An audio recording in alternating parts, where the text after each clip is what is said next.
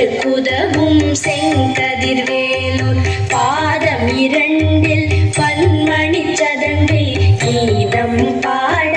கிங்கிணியாட சஷ்டியை நோக்க சரவண பவனார் சிஸ்டருக்குதவும் செங்கதிர்வேலூர்